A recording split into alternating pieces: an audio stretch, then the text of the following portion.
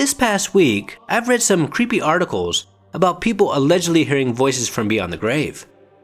One of these cases happened a couple of weeks ago when a security guard in Armenia heard the voice of a child at 6 a.m. on a Sunday morning. And he thought to himself, why would there be a kid here at school on Sunday this early in the morning? But after searching the school, he couldn't find any kids anywhere, but he kept hearing a child's voice, and this freaked him out so much that he called the cops. And the cops, well, they also couldn't find any kids anywhere. But when they left, the security guard saw them take something with them. As for what that was, he didn't know. Now when the cops left, the security guard went to go check out the footage from the security cameras. And he saw something that he just couldn't explain.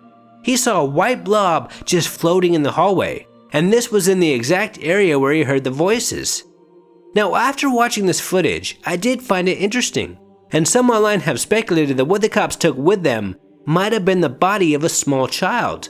And what this guard heard and saw on the security footage was this child's ghost.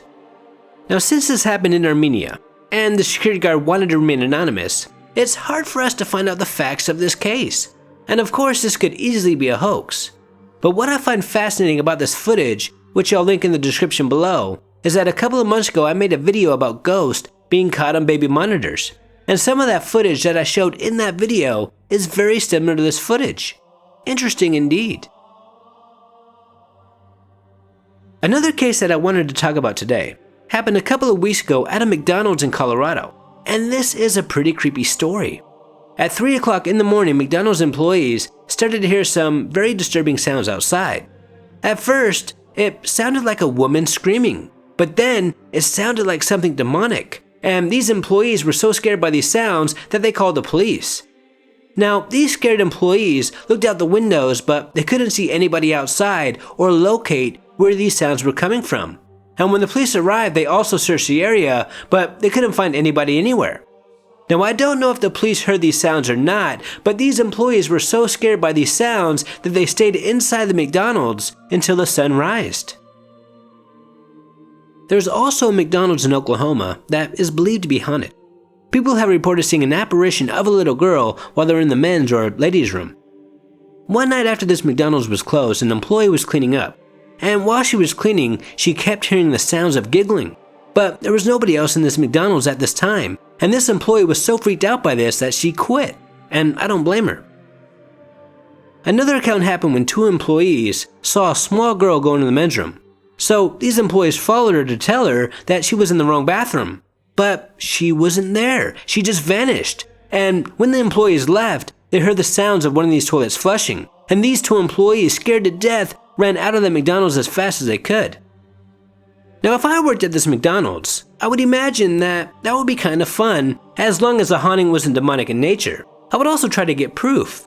But if I was all alone at night, and I saw a ghost of a little girl, I'm sure I'd be really freaked out, as who knows what a ghost, even if it is a little girl, is capable of. There's also another McDonald's in Colorado Springs that is believed to be haunted.